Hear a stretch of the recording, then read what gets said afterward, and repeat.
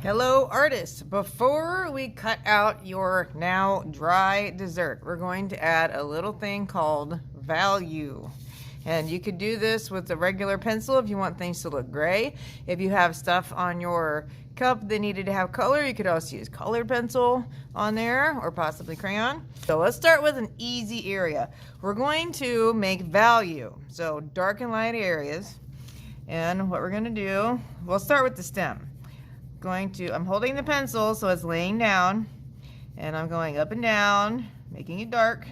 Then as I go across, I'm going to ease up pressure and make it lighter. We are not cheating and using the smudge technique with your finger because that just makes it messy. We need to learn control with the pencil.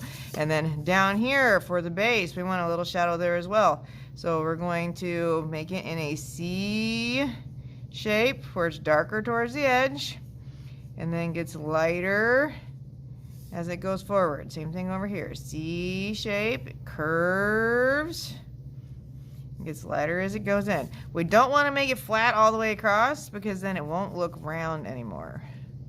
So we get lighter as we go towards it. Same thing up here with our spoon. If we wanted to add a little value to that too, I can add a shadow here because that's a hole. Starts dark, gets lighter, and over here, dark, gets lighter as it goes across. This one I'm gonna have a little more value all the way across because it's a spoon. I want it to look gray. And here where I messed up, I'm just going to erase. All right, then we need scissors. And we are not going to be lazy cutters. You are cutting on that line to the best of your ability. And with your cup, you're going to try to remember where that line was underneath all that paint. And now when we cut, look, we have a nice clean side and all the messy stuff is gone.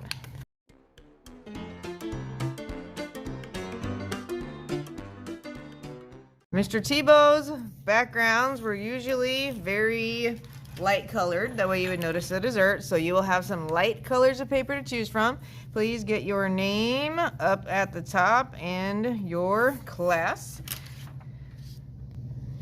And next we can glue stick or bottle glue our table. It's just a plain piece of white paper.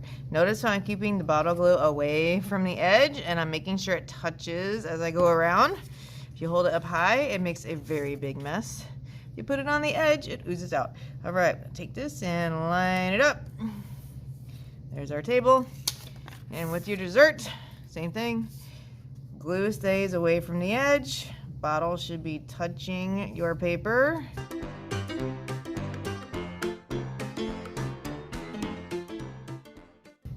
Mr. Tebow's shadows, well, Mr. Tebow's art was known for its California color.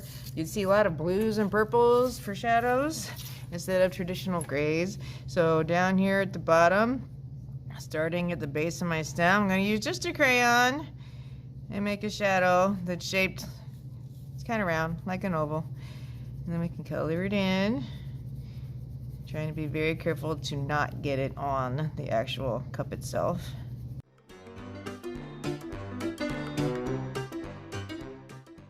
And my oval, I just made it so it bumped and jumped over the stem.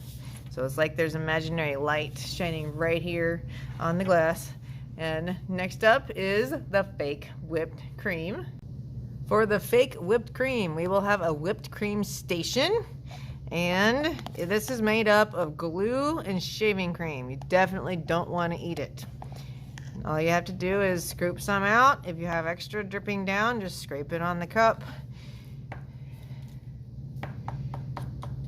Notice I put it above my cup, and then you can kind of make little circles with your spoon and spread it around. It will dry puffy, but we have to deal with gravity here. So you cannot make a mountain of this and expect it to stay where it is. When we put it on the drying rack, it will go running south really fast. And then our cherry on top would be a piece of tissue paper.